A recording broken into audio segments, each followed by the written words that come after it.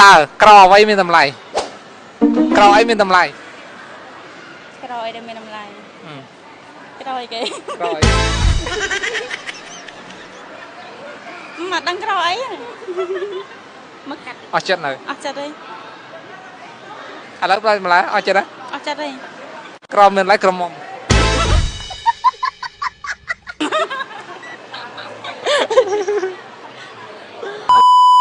ឥឡូវចូលដល់សំណួរទី1ទាំងអស់គ្នាតើឈឺអ្វីចូលបន្ទប់ឈឺពោះ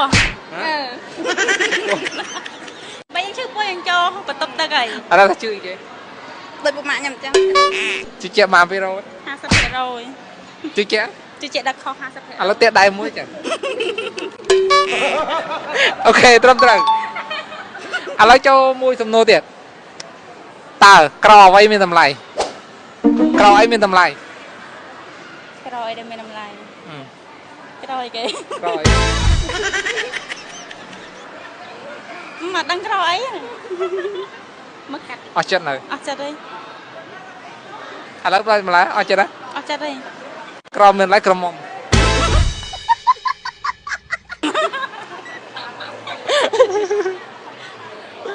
ឥឡូវចូលមួយសំណួរទៀត